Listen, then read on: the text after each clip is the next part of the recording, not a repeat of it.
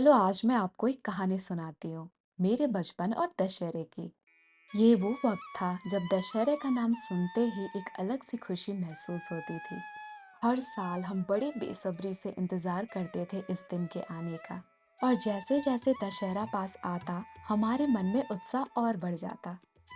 फिर आता नवरात्रि का वो पहला दिन जब से दशहरे की ऑफिशियल शुरुआत हो जाती थी। घर पे पूजा और व्रत का माहौल और हर तरफ एक अलग ही हर्ष और उल्लास का एहसास होता। माँ की भव्य मूर्ति और बड़े बड़े पंडाल बनने की शुरुआत हो जाती थी। वहाँ काम करता हर एक आदमी बड़ी ईमानदारी से अपने काम को अंजाम देने में लग जाता। और शहर की अलग अलग गलियों में रात को जगमगा देने वाली लाइट्स और डेकोरेशन की भी तैयारी शुरू होती दिखती।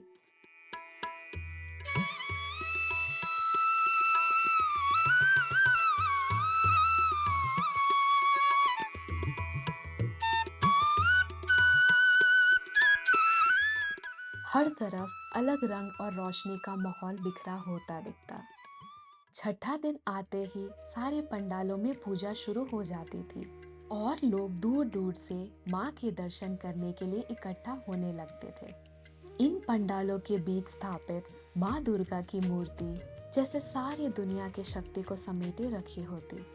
माँ की ये भव्य मूर्ति देख के मैं जैसे खो सी जाती थी। उनके हाथ में शस्त्र और उनका स्वरूप इतना भव्य और शक्तिशाली लगता था कि कभी-कभी तो ऐसा लगता माँ साक्षात यही हो। আগমনীর সুর তোমার টুলির গন্ধ ছড়ালো বলো বলো দুগ্গা এলো বলো বলো দুগ্গা এলো।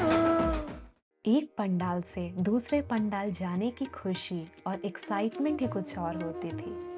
हर पंडाल में कुछ नया देखने को मिलता और ये डर भी होता कहीं कोई पंडाल मिस ना हो जाए। हमारे लिए हर एक पंडाल एक अलग दुनिया जैसा होता जिसमें हम खो से जाते थे।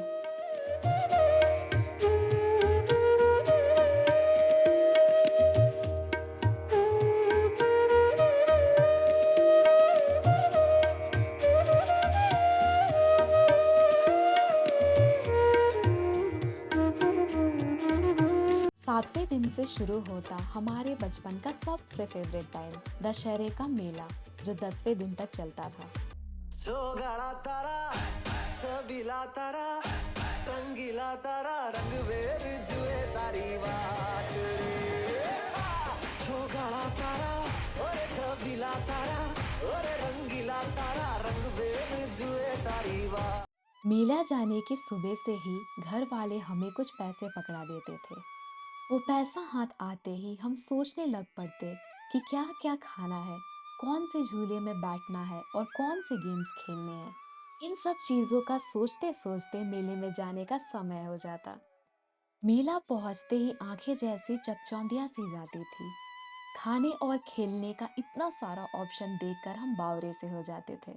हर तरफ खाने की खुशबू और खेल की मस्ती मानो हमें अपनी ओर खींच रही हो। वो मिठाइयों की मीठी खुशबू और चाट के ठेले से उठती मसालेदार महक सब हमें अपनी ओर बुलाते दिखाई देती। गलियों में सुंदर सी सजावट और लोगों का उत्साह देखने जैसा होता था। रंग बिरंगी रोशनियों से जगमगाती हुई गलियां और हर तरफ उत्साह से भरा चेहरा मानो पूरे शहर दशहरे के रंग में डूबा हो।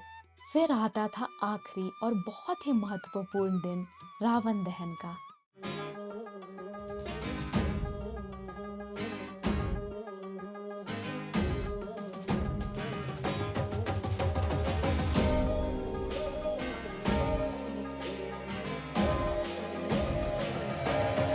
वो रावण की बड़ी सी मूर्ति जो पूरे मेले में सबसे ऊंची और शक्तिशाली लगती थी। हम बच्चे बस इंतजार करते कब राम जी आएंगे और रावण का विनाश कर बुराई पर अच्छाई की जीत होगी। जैसे ही राम जी अपने तीर से उस रावण को भेदते, पूरा आसमान रंग बिरंगे रोशनियों से जगमगाने लगता था। और उस पल में एक ही बात समझ आती थी कि चाहे बुराई कितनी भी बड़ी हो, आखिरी में जीत हमेशा अच्छाई की ही होती है। ऐसा होता था मेरा बचपन का दशहरा, जो उड़ीसा आकर इस बार मैंने फिर से महसूस किया।